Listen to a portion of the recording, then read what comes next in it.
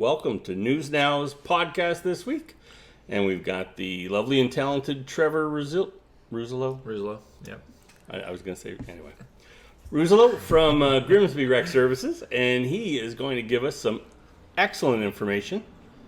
Go ahead. Yes, we are excited to announce that the 64th Grimsby Santa Claus Parade will be back in its usual form, coming down Livingston Avenue and Main Street. Normal, traditional, whatever you want to call it. I try not to use the word normal. I know, I put it in quotes. What it is anymore. In the story, I put it in quotes because whatever that means, right? Yes. Yes, but as normal as we can imagine, we expect there will be some small changes that we'll have to make. Possibly not quite as many entries as usual. So far, that doesn't seem to be the case. But overall, we're expecting it to be quite killer. Yeah, quite what we normally expect. So yeah, it's really great news. We're looking forward to working with our community partners again. I think last year's Holiday of Hope was great given the circumstances, but we're really looking forward to kind of getting back to that traditional format. That was a patchwork. Yeah, it was. Yeah, last I have way more time this year. Do something right. Year. Come on. Yeah. That was held together with elastics and band-aids. Yes, it was. And it went great, really. It did. Yes. We weren't sure until the day of, but we pulled it off. Well, even the next day, right? And then, I remember the discussions after, maybe 2 days, maybe longer hours, the traffic, it's a live and learn, but, I'd much rather see that in the rearview mirror. Quite honestly. Oh, me too. Yeah. So, maybe just go through, what the initial response has been. If you sent out an email blast to people who were involved last year, like the floats and that, what are there any areas of need that if any member of the public says, that's great, what can I do? Well, what can people do? Yeah, so the initial outreach has been fantastic. I sent some feelers out mid last week. I didn't want to announce anything unless we knew we had enough community partners to kind of make it happen. And right away, boom, boom, boom, we're in.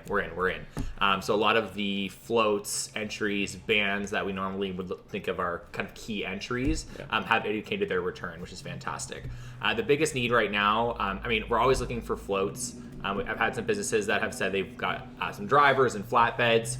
If I can find some community organizations to match them, perhaps we can go even bigger and better than normal, a few more floats. But the biggest need I think we have right now, traffic marshals, people who help us. At the intersections? At the intersections, not the police, but some of the smaller intersections. We need generally adult volunteers for those, are generally hard to come by. You put up some barricades and stuff. Yeah, and you still get to watch the parade. Sometimes people do it with their family. They'll just stand at a side street. Just a particular location. Exactly. We need about 24 of those to make the parade happen. So to do that, how and do they contact you? And so GrimsbyParade.ca is slowly getting up to date today. People can go there and they can contact myself through that website or recreation@grimsby.ca, which is our main catchment email. People can contact us there. Okay. So is there any area of need as far as support? Maybe not necessarily floats and such, but sponsorship. I know it was extensive in the past, and I know, like when we spoke about the DIA with no question would be back doing whatever is required. But how's your outreach on that been? Is there any shortfall or because everything's happening very fast? I'm sure. Yeah, I haven't even done my sponsor outreach yet. It's on the list for tomorrow. I think we're sensitive that for a lot of local businesses who are the people who have traditionally donated, that COVID-19 has been very difficult. So we're sensitive to that. We have been able to build up a small reserve over time. So we will be reaching out to sponsors, but understanding that this isn't going to be the year that everyone can kind of pull out their pocketbook, and we're willing to kind of work through that this year, and hoping that next year, that'll be 100 years for Grimsby. Hopefully COVID-19 is in the rearview mirror and we're kind of back to normal. So that'd be nice. Yes, it would be. Yeah. So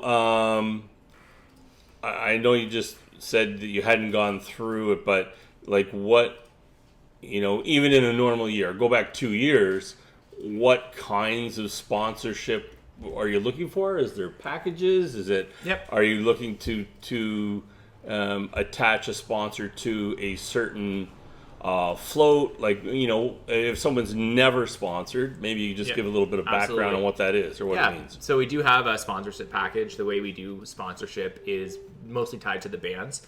So you can sponsor a band, and you get a banner in front of that band, and then also in our social media, print media posts. That's our most popular sponsorship level. We also have a lead parade sponsor. We have media sponsorship opportunities. We have in-kind sponsorship opportunities. I was talking to Rona, and they're going to be helping us out with the Santa float again. Yeah. So it's not always dollars. A lot of the time, it's manpower. Rona did a great job last year helping with Main Street, right? On short notice. They really stepped up there and did what needed to be done. Yeah. Well, even I was just talking to Earl Paddock Transportation. They put in 6-7 flatbeds a year and provide the drivers. Yeah. And again, they're not cutting a check to the town of Grimsby, but the value in that is immeasurable for the success of the parade. Yeah. So it's not always money. And it would be this year as well with drivers at a premium for those companies. And they haven't indicated they're willing to kind of work with local community groups again, and getting local community groups on floats, which is much appreciated. Yep. Within the packages, is it specific values attached, or could you give me just a range of what people might normally be looking at $600 for a band sponsorship, $1,500 for a title sponsorship, $200 to $350, which we call like Friends of the Parade, which is more of a media print sponsorship. I think I'm still fleshing it out this year, but I'd like to kind of work towards a model of whatever you can give. I really think it's not fair. I think we've been able to build a little bit of a reserve. We're going to do this parade, whether we don't get all the sponsorships or not. If I need to reach into the couch cushions to find a few dollars to pay the police bill and cover some of the costs of the bands, we're going to do that, because I think I know the community really is counting on this. So sponsorship is we're looking for it, but by all means, this parade's coming one way or another. Clear the way, here we go. Yeah. And it's completely different scale, but the interest and the jump and the excitement it shadows kind of our response when we did the comedy thing downtown. Boy, people love to get out. Yeah. I can't tell you, after every show, people would come up and just thanks for doing something. But this is a whole other level profile, and I think we did a post on. People are going to be excited. We did a post on social media late yesterday evening. I know. I did a couple of shares. I think we've got like 300 likes or something like that. Just overnight. The community response. I think it's a combination of things. I mean, the parade always is a big draw, but I think having spent so long, not being able to do these things in their traditional format, we're closer to normal right now. And it is something outdoors, and you can kind of space, and even if you're outdoors and people are concerned, you can have a mask. It's something that can be done in a safe manner. Yes. Yeah. Is there anything on the safety aspects that you given where we are right now, and I know, probably a key to it was the waiving of capacities, and things like that. But you'd hope that things aren't going to go in a bad direction in the time frame that we're talking about, which is 7 weeks? 6 weeks? Oh God, is it that soon? Oh man.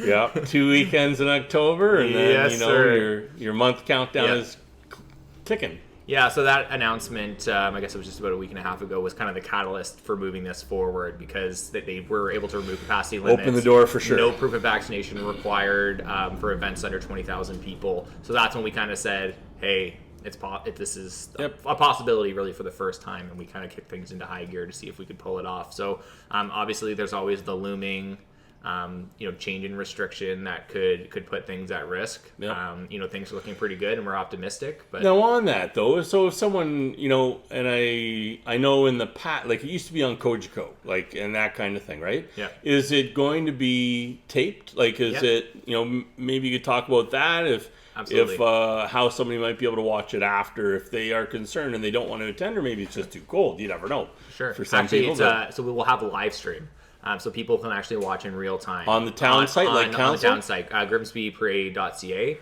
We have a window right on our website. We also live stream to Facebook at the same time. So if you prefer to watch at home, even in years past, 2018, 2019, we did a live stream, and quite a bit of uptake. We had somebody send us a message from Grimsby, UK. and they watch the parade every year. They just like that connection. So I think for people, and I think everyone should expect this coming in, even though, we're going to ask for distancing and we might recommend mask wearing, it's going to be dense. There's going to be a lot of people. And if that doesn't meet everyone's comfort level, that online stream at grimsbyparade.ca is going to be your option to still kind of get that parade experience and making that personal choice to stay home. Okay. I'm trying to think if there's there's nothing that comes to my mind immediately. Compared to the last time we chatted, this one seems short. So, yeah. But like when we talked, like we knew that doing this podcast this week on the parade was not premature, but early in the going. Like you said, you haven't even had a chance to do outreach on some things.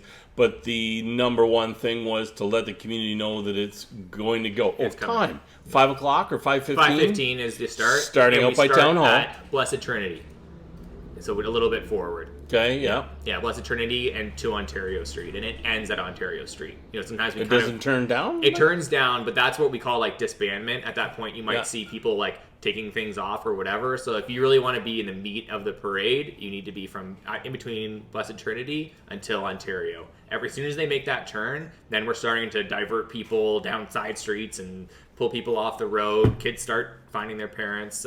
Once it makes that left-hand turn, like we're technically... Is that different or... No, it's always been that way. It's just, parade keeps growing in all directions as we get busier, but that's the route. Yeah. So...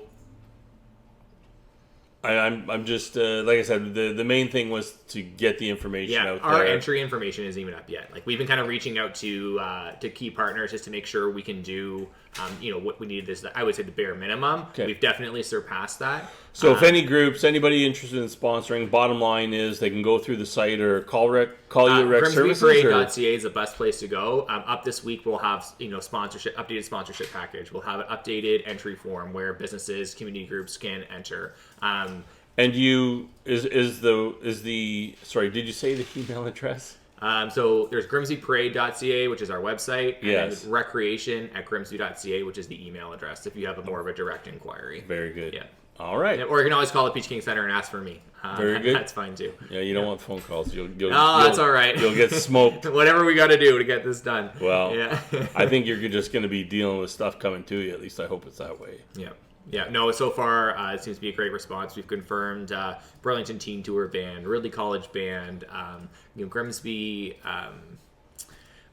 the Grimsby Pipe Band's coming back. So, nice. Some of the key pieces that I think when you think of the parade, they're coming back. So we're really, really hopeful that things stay the way they are, and we're celebrating the podcast the week after the 4th. Maybe you should call the Royal LePage guys. This might be before your time, back when Carl Thomas had the real estate place on Main Street, Realty World, I think it was called. And he used to have the synchronized real estate agents. Do you remember that? No.